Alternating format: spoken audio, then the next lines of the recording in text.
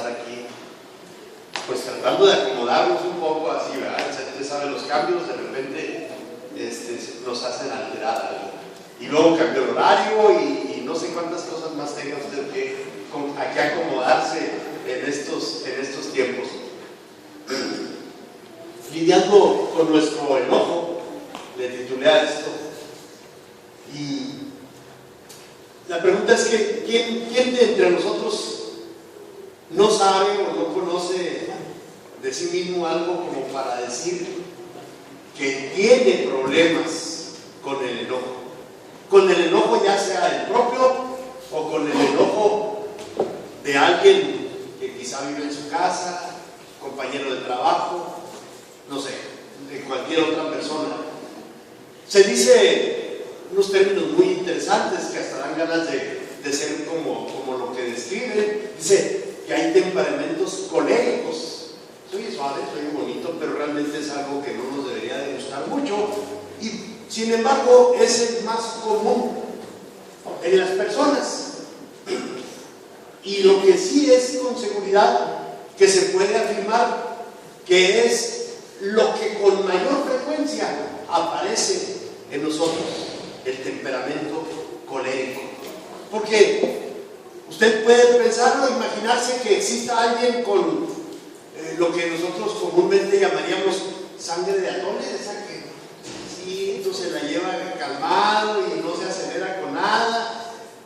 Pues no sé, usted conoce varios, yo creo, o a lo mejor usted es uno de ellos, pero enojarse o que se enojen con nosotros es una realidad casi prácticamente cotidiana. Así que entonces conviene que dediquemos un poco de estos tiempos a hablar en este tema de lidiar con el enojo. Y utilizo el verbo lidiar con todo el propósito, porque tiene sinónimos de batallar y de pelear, pero lo utilizo porque se usa mucho en la fiesta de los toros, le dicen fiesta de los toros, así le dicen. Y entonces describen este verbo de lidiar, describe la lucha contra un toro, así grandote. Y dice que no solamente es luchar con el toro, sino es incitarlo, esquivando sus acometidas, con arte, dicen los toreros, con arte. Y dicen hasta darle muerte. Bueno, nosotros no le vamos a dar muerte a los que se enojan, pero sí vamos a tratar de darle muerte a las consecuencias de lo que ocurre cuando nos enojamos. Y vamos a evitar a toda costa no incitar a las personas a que se enojen y que nosotros mismos no nos enojemos con tanta frecuencia como suele que a veces ocurre. La pregunta que tengo también aquí es esto del enojo de Jesús, de donde leímos esta parte de Juan, la purificación del templo le llamamos, tiene varias veces, no solamente fue esta, sino fue en otra que se relata en Mateo, dicen que fue diferente, pero en realidad le ha dado mucha imaginación a los artistas de la pintura y todo, y hacen unas bonitas obras de arte. Pero ¿alguna vez se ha preguntado usted, alguna vez se enojaría Jesús? Y si vemos esta parte interesante de la purificación del templo, pues parece que es un ejemplo de un enojo, hasta le llamamos ira santa. Se oye bonito, ¿verdad? Bueno, pues como era de Jesús, pues todo Jesús es santo, pero ¿usted tendrá ira santa? No sé, ¿verdad? Vamos a ver.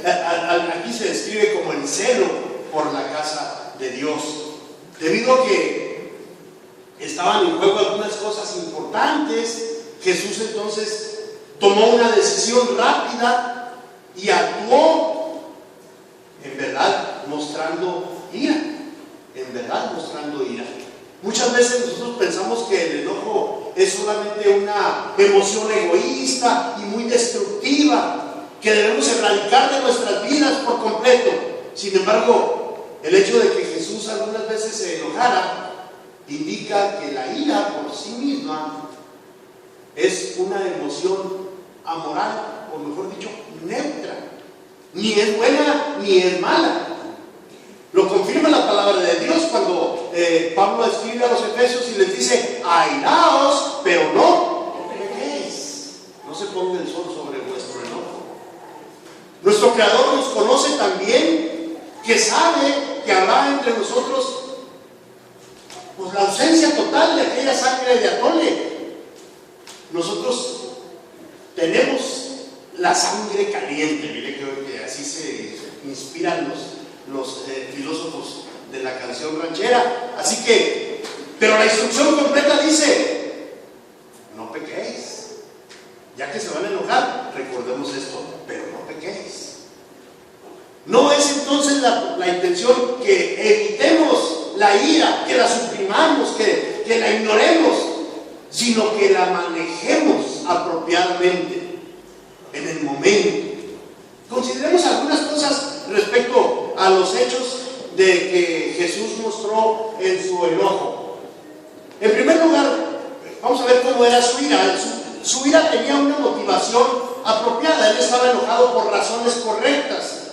No surgió de argumentos estériles o desprecios personales para con él. No había egoísmo involucrado. Luego también su ira tenía el enfoque apropiado. Él no estaba enojado con Dios o con la debilidad de otros. Su ira estaba dirigida al comportamiento pecaminoso y a la injusticia que se estaba viendo. Usted sabe que no es el tema de hoy, pero los cambistas aprovechaban el tiempo y hacían su agosto. Los que vendían las palomitas las subían no eran las palomitas del cine, sino las palomitas para los sacrificios. Sí, las ponían a precios pues bastante por encima de lo que debería de ser. Digo, no creo que eso haya pasado mucho de moda, pero ahí estaban haciendo alguna injusticia. También su ira tenía una justificación apropiada. Mire, en Marcos, en otra escena donde él se entristeció y enojó Jesús, dice Marcos 3:5, dice: entonces, mirándolos alrededor con enojo, entristecido por la dureza de sus corazones. Hay una justificación en el enojo. Realmente la ira del Señor provenía del amor por los fariseos y su preocupación por la condición espiritual que ellos tenían. No tenía nada que ver con el odio o con la maldad humana, ni con la mala voluntad de un ser humano. También su ira tenía el control apropiado. Jamás actuó fuera de lo que le llamamos fuera de sus casillas. Aún en la ira, él nunca hizo algo pecaminoso. Controló sus emociones de un ser humano que estaba encarnado Dios en él, pero él supo controlar, obviamente podía hacerlo, sus emociones. No, sus emociones le controlaban a él. También la ira tuvo una característica interesante en su duración.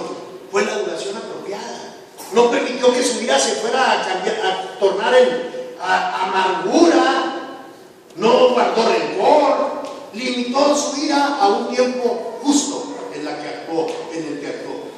Y por último, su ira buscaba un resultado apropiado. La ira de Jesús tenía la inevitable consecuencia de una acción santa. Por eso le decimos la ira santa del Señor. Sus emociones, como todo en el Señor, estaban controlados por la palabra de Dios. Así cumplió siempre con la voluntad de Dios. Entonces, le pregunto yo ahora, ¿se cumple con su enojo algo de lo anterior? Mire, esa pareja dice que estaba el señor viendo la televisión y llegó la señora a acostarse. A veces la señora llega más tarde a acostarse porque siempre están trabajando mucho en la cocina y demás. Y le dijo: ¿qué hay en la tele? Pura tierra. ¿Cuánto hace que no la limpias? Y entonces ya sabe lo que ocurrió ahí, ¿verdad? Hay que tener cuidado con lo que usted dice, porque si no, así le va a ir.